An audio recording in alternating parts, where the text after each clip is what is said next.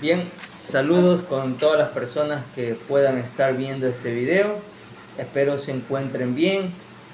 Y bueno, hoy toca el segundo video de esta serie que trata acerca de los versículos de la Biblia más populares o los más conocidos. ¿Ok? Para los que estuvieron en el primer video, hablé acerca de Génesis capítulo 1, verso 1.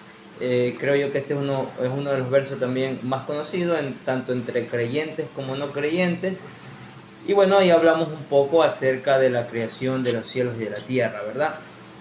Había dicho yo en aquella ocasión también que el formato de estos videos no es tan formal. Si se darán cuenta, tampoco tienen tanta edición, pues no. Fue esa mi intención desde el principio, ¿no? Hacer algo un poco informal, un poco más fresco, por así decirlo, ¿no? Sin ninguna presión de ningún tipo. Entonces, bien, hoy toca este segundo video. He decidido hacerlo en orden, ¿no? Los versículos que vamos a tratar de hacerlos en orden, ¿no? Comencé por el principio, obviamente, que es Génesis capítulo 1, verso 1. Y de allí, hoy he escogido otro versículo que se encuentra en el mismo libro del Génesis y que está en el mismo capítulo 1. No podía dejarlo pasar, ¿ok? El propósito no es estudiar el libro del Génesis como tal, no, sino que bueno, tratar de hablar acerca de los versículos más conocidos, dar un comentario acerca de lo que digamos, de los textos de la Biblia que la gente más ha escuchado. Así que no podía dejar pasar Génesis capítulo 1, verso número 27, que también tiene que ver algo acerca de la creación, pero en este caso acerca de la creación del ser humano.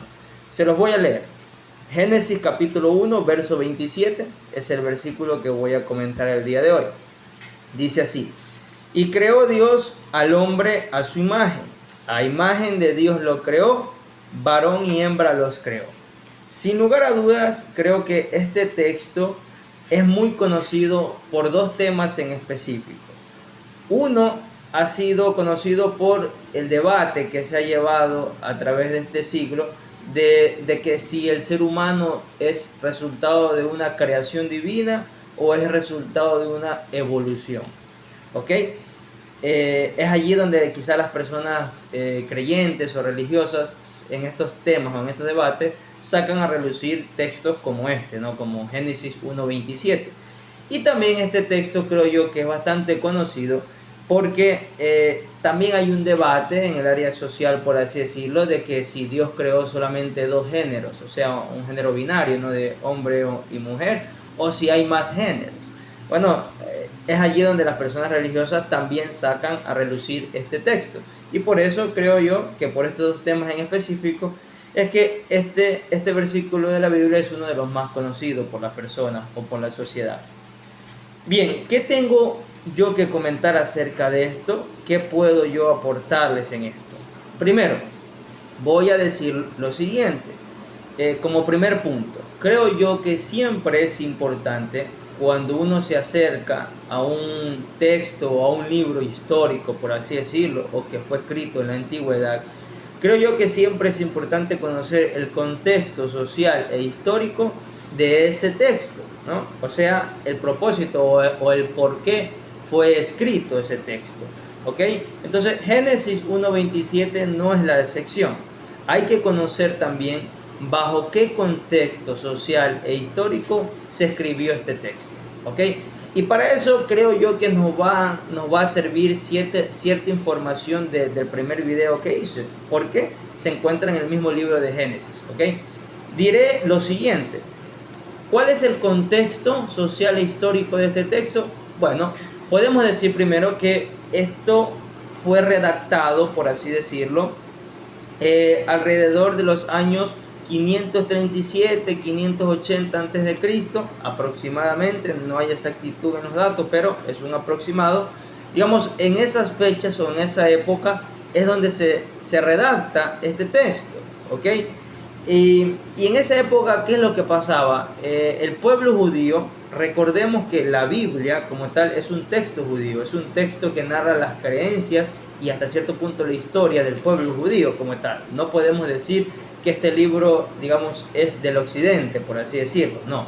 Es un texto de Medio Oriente, específicamente de los judíos, y es un texto antiguo también, la Biblia, ¿no? Bien, entonces, Génesis 1:27 se escribe en este contexto donde el pueblo judío estaba sufriendo un exilio a Babilonia, o probablemente ya estaban saliendo de ese exilio, ¿ok? Para ese entonces, el pueblo judío había pasado realidades un poco adversas. Por ejemplo, una de las más famosas eh, es el famoso cautiverio o digamos la esclavitud, el periodo de esclavitud que tuvo el pueblo judío en Egipto. ¿Ok? Creo que todos han escuchado acerca de ese relato, de esa historia, ¿verdad? Se ha hecho hasta películas de esto, ¿no? Cuando los judíos fueron esclavos de los egipcios, que fue alrededor de 400 o 430 años que ellos fueron esclavos. Fue una realidad triste para ellos, ¿no? Sufrieron también el exilio a Babilonia, ¿no? Si bien es cierto, no era una esclavitud tan severa o tan cruel como en Egipto, pero de todos modos habían sido expatriados, ¿verdad? De sus tierras y, digamos, había cierto tipo de esclavitud también en Babilonia, ¿no? Aunque ciertas personas tenían privilegios allí, ¿no? Pero bueno, en fin, voy a esto. El contexto bajo el cual se escribe este versículo de Génesis 1:27 es ese, ¿no? Ya los judíos habían experimentado estas malas experiencias, por así decirlo, o estas situaciones adversas en su historia. Además, también en aquella época en que fue escrito este texto, habían ciertas ideas que eran, digamos, machistas, eran ideas un poco racistas también, un poco egoístas. Por ejemplo, se creían que los reyes, los faraones, los emperadores eran dioses o semidioses, ¿ok? Que ellos eran los únicos, digamos, o al menos ellos creían que ellos eran los únicos que eran imagen y semejanza de Dios, mientras que el pueblo común a veces o muchas veces eran tratados con menosprecio, ¿ok? Muchas veces como basura, eran esclavos, ¿ok? Una esclavitud cruel. Entonces, las élites, por así decirlo, eran los que tenían los privilegios y ellos se creían que eran los únicos que eran imagen de Dios o de un ser divino, ¿ok? La mayoría de ellos creían que eran divinos o se creían semidioses. Entonces, miren ustedes que habían ese tipo de ideas en esa época, ¿ok? Entonces, digamos, bajo ese contexto surge este versículo de Génesis capítulo 1, verso 27. Y si usted se da cuenta, este texto viene a ser un poco revolucionario para esa época. Porque el texto lo que está diciendo es que Dios hizo al hombre y a la mujer, o sea, a todo el ser humano, lo hizo a su imagen, no solamente a las élites, no solamente, digamos, a los faraones o a los reyes, no. El escritor está diciendo que toda la raza humana fue hecho a imagen de Dios. Este mensaje, para esa época, era un mensaje, digamos, impactante, era un mensaje liberador. El pueblo común que escuchaba algo así, podía retomar la esperanza o la dignidad con la cual ellos fueron creados.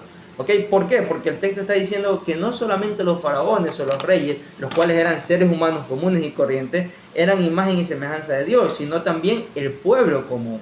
Entonces, esto era un texto que viene a ser liberador para aquella época. ¿Ok? Eso puedo decir, digamos, como primer punto del contexto social e histórico bajo el cual fue escrito este verso. ¿Qué más? Ya para nuestra actualidad, el segundo punto, para nuestra actualidad. Este texto ha sido, digamos, cuestión de debates en temas científicos acerca de el origen del ser humano. ¿Ok? Ya desde muchos años atrás, la crítica se fue desarrollando. Cuando hablo de la crítica me estoy refiriendo al análisis de las cosas o de los temas diversos, ¿verdad? Ya con René Descartes, con todos estos filósofos, ¿verdad? Con todos estos filósofos y científicos de aquella época, siglo XVI, XVII, XVIII, ya comienza a analizarse los temas y no simplemente a creerlos porque una persona religiosa los enseñaba. Por ponerle un ejemplo acerca de este tema, por ejemplo, está el famoso biólogo Charles Darwin, que era un hombre creyente, era un hombre de fe también, pero que su fe se fue debilitando un poco cuando él comenzó a hacer ciertas investigaciones, ¿no? Y es allí donde él publica, por ejemplo, uno de sus libros llamado El origen de las especies, donde él explica de dónde vienen los seres vivos, ¿ok? Y después de, bueno, ahí en ese libro él habla un poco acerca de su teoría de la selección natural, que tiene que ver un poco con la supervivencia, adaptación y mutación de los seres vivos, ¿ok? Y de esa manera él explica cómo de un solo organismo se originaron todos los animales, por así decirlo. Y es en el año 1871 donde él hace otra publicación de otro texto que es muy famoso hasta hoy en día, y es el libro que se titula El origen del hombre, ¿ok? Donde él aplica, por así decirlo, esta teoría o este método de la selección natural, lo aplica ahora no a los animales, sino al ser humano, al hombre, ¿ok? Y él habla ahí, pues básicamente que los seres humanos tenemos un ancestro en común y que de ahí hemos evolucionado, ¿ok? Si usted quiere profundizar un poco en ese tema, pues yo le invito a que pueda ver algún video académico, ¿no? No un video corto, sino algo un poco tipo clase, ¿no? Que usted lo puede encontrar en YouTube, o si no, que puede conseguir el libro. El libro aún sigue en circulación, ¿no? Para que usted pueda tener una opinión o un conocimiento más objetivo acerca de este tema. Pero ¿a qué voy con este asunto? Es que las personas ya comenzaron a, digamos, a sacar teorías de el origen del ser humano. Digamos, en tiempos atrás solo teníamos una opinión, que era la opinión de la iglesia como tal, de la iglesia en general, ¿ok? Y bueno, creo que todos aquí hemos ido, por ejemplo, a una escuelita dominical donde se nos enseña desde niños que Dios hizo un muñequito de barro, por así decirlo, y de ahí sopló y pues de ahí salió el ser humano, ¿no? Digamos, esa es una explicación un poco literal de los textos de la Biblia. Sin embargo, mire, yo les puedo decir que los primeros capítulos del libro del Génesis no es como tal una historia literal, sino tiene mucho lenguaje alegórico, mito histórico también. Entonces yo creo que al nosotros tener una lectura literal del libro del Génesis, vamos a tener muchos vacíos o muchas preguntas que no van a encontrar respuesta, ya porque, a ver, no podemos obviar ciertas cosas, ¿no? Por ejemplo, que Dios hizo al mundo en 7 días, digamos, por así decirlo, 7 días literales. Si tú piensas que esos son literales, bueno, está bien, no hay problema si crees eso, ¿no? Pero creo yo que van a haber muchas preguntas que no vas a poder responder, ¿ok?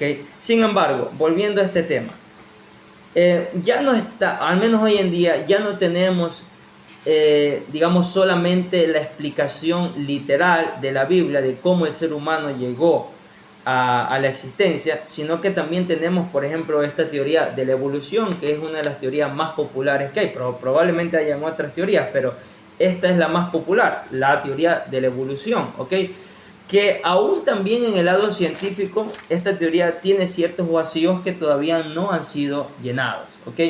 Mire, yo la verdad no me complico mucho en estos aspectos, tal cual como lo dije en el primer video. Lo que yo sé es que Dios fue el que orquestó, o al menos es muy difícil descartar esta idea de que Dios fue el que originó toda la vida, ¿ok?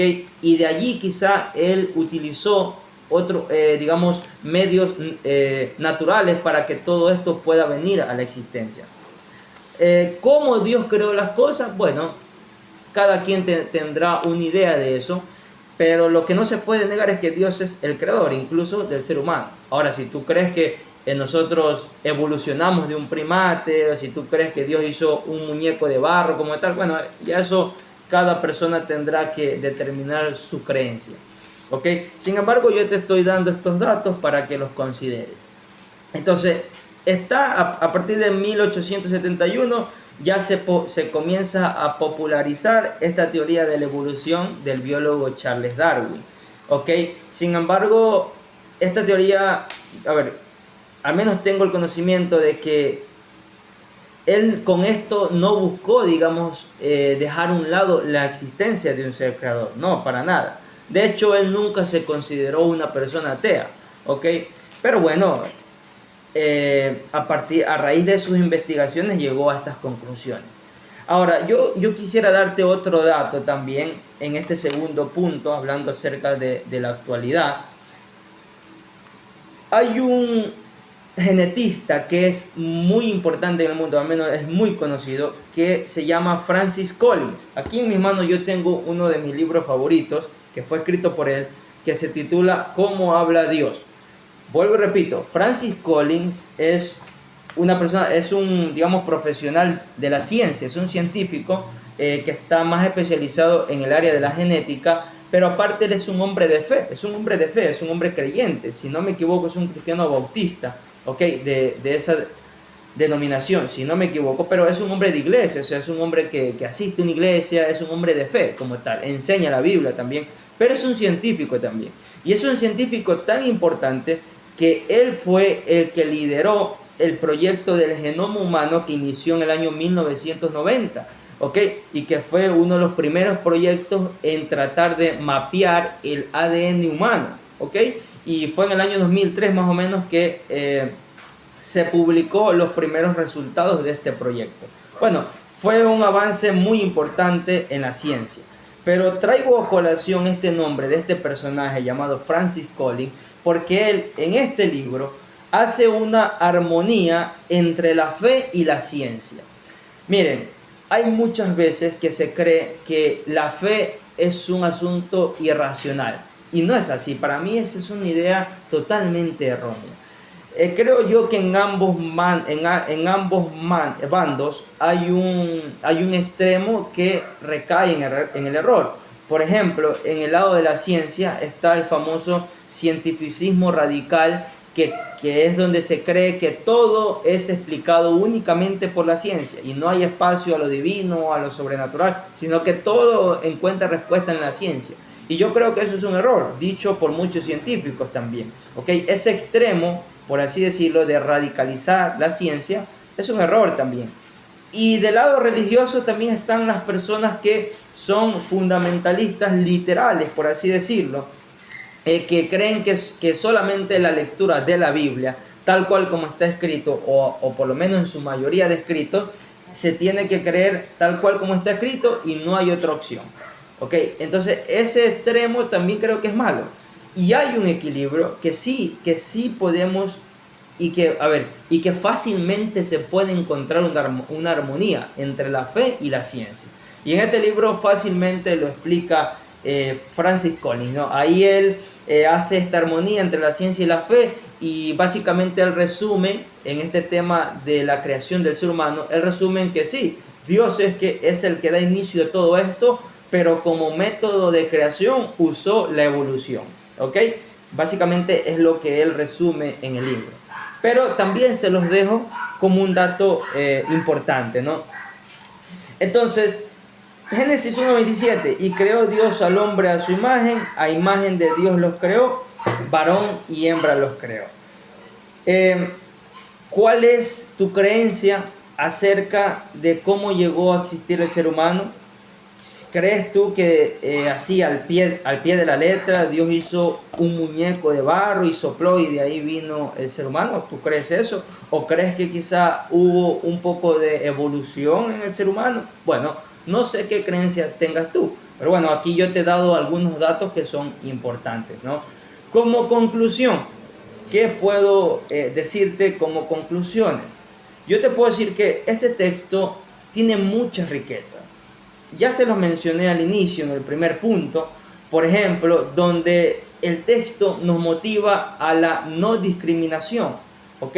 Así como en aquella época había una discriminación racial y de élites, pensando que solamente los reyes y los emperadores eran la imagen de Dios y el pueblo común no. Probablemente esto puede pasar hoy en día. Quizá discriminamos a la gente porque es de una clase social baja o quizá porque han cometido o han tomado malas decisiones en su vida y han llegado, qué sé yo, al crimen, al narcotráfico, etcétera, etcétera. Y quizá los discriminamos por esto, ¿no? Debemos entender que este versículo de Génesis 1:27 nos motiva a la no discriminación. Entender que todos somos hechos a la imagen de Dios, sin importar la raza, sin importar el color de piel, sin importar el estatus social que tengamos. Todos somos hechos a imagen de Dios. Todos llevamos la imagen de Dios en nosotros. ¿Ok? Como segunda conclusión, puedo decirte que el texto nos motiva a tener compasión. ¿Ok? ¿En qué sentido? Mira, he dicho ya que todos somos hechos a imagen de Dios. Pero probablemente hay muchas personas que por sus malas decisiones han desdibujado esa imagen de Dios en sus vidas, cayendo quizá en pandillas, en drogas, bueno, y en tantas malas situaciones que hoy en día enfrentamos en este mundo. Y es allí donde quizás fácilmente nosotros podemos ser tentados a descalificar a estas personas para siempre o hacerlas a un lado de la sociedad. Esto también pasaba en la época de los escritos bíblicos, ¿sabes? Donde muchas personas que quizá no tenían una buena reputación eran marginados o eran echados a un lado, ¿ok? Y ustedes ven cómo Jesucristo recupera eso, ¿ok? Aceptando a todos aquellos que eran rechazados y dándoles una nueva oportunidad de vida. Entonces este texto nos motiva a eso también, a tener compasión, a entender que a pesar de que muchas personas han tomado malos caminos, siguen siendo seres humanos. Ojo, yo no estoy diciendo que con ellos hay que tener un trato bonito o hay que darles privilegios. No, no, no. Para eso está la ley, ¿no? Para poder castigar al que merece castigo. Está bien, no hay problema con aquello. Pero lo que yo estoy diciendo es que no podemos albergar en nuestro corazón ese sentimiento de rechazo, ¿ok? Que se torna un sentimiento negativo. Sé que es algo difícil, obviamente, hay situaciones que son complicadas, ¿no? Pero el texto nos motiva a tener compasión, a entender que estas personas también llevan la imagen de Dios en su vida, que quizá por situaciones sociales adversas, porque sí, las hay. Yo personalmente he trabajado en sectores populares de la ciudad que son muy complicados, donde tú prácticamente ves que hay cero oportunidades de crecimiento en estos sectores. Y quizá ante estas situaciones muchos jóvenes la única salida que ven es entrar a las mafias, entrar al narcotráfico, etcétera, etcétera. Ok, bueno, en fin, nada justifica, es verdad, pero hay que tener compasión, hay que poder también brindar oportunidades de cambio a estas personas. Vuelvo y repito, si hay que condenarlos ante la ley, qué sé yo, con situaciones de cárcel, está bien, no hay problema, hay que hacerlo. La justicia es para eso, ¿no? Pero al mismo tiempo hay que tener compasión. En una mano la justicia y en otra la compasión y la misericordia también. ¿Ok? Que la misericordia básicamente es eso, es pasar la miseria humana por el corazón, por así decirlo. Y allí uno puede volverse compasivo. ¿Ok? Entonces, eso nos motiva el texto también. El texto de Génesis 1:27 también nos anima, por así decirlo, o nos refresca la mente para que nosotros podamos entender que todos somos importantes. Hay personas que por su situación física o por algún otro motivo creen que no son importantes, creen que Dios los ha enviado con un castigo, cosas así, y nada que ver, querido. Todos somos importantes delante de Dios. Todos llevamos la imagen de Dios. Y voy a decir algo con mucho respeto, que probablemente socialmente no es muy aceptado. Nosotros los seres humanos no somos animales. No somos animales racionales como muchos dicen. Para nada. Nosotros, a diferencia de los animales, llevamos la imagen de Dios en nosotros. Así que yo creo que es algo muy incoherente el ponernos en un mismo sitial que los animales. Tampoco menosprecio a los animales. Ellos tienen que tener su cuidado, es cierto, no hay problema con aquello. Pero creo yo que es incorrecto poner en el mismo nivel al ser humano. Para nada. Nosotros somos diferentes y es simplemente reflexionar un poco de esto o tener un poco de conciencia y podremos llegar a esta conclusión de que el ser humano es importante. Nosotros llevamos la imagen de Dios. Así que usted que está viendo, recuerde eso, es importante. Usted es imagen y semejanza de Dios. Lleva, por así decirlo, una semilla de parte de Dios. Así que bien, Eso yo puedo reflexionar y comentar acerca de Génesis capítulo 1, verso 27. Bien, si tienes algún comentario, si tienes alguna opinión diferente quizá a esto que yo he hablado, puedes escribirlo aquí en los comentarios, no hay ningún problema. Recuerden que lo que yo opino no es la verdad absoluta para nada, ¿ok? Yo no creo tener la única verdad, simplemente esto es una interpretación más también, ¿ok? Lo veo así, ¿no? Pero bien, siempre y cuando comenten con respeto, no hay ningún problema. Así que bien, espero que estos datos le hayan servido un poco para que usted pueda seguir alimentando su fe, aumentando su conocimiento también. Y recuerden esto, hay armonía entre la fe y la ciencia. Claro que sí, claro que sí. Así que bien, muchas gracias por ver este video. Que Dios les bendiga.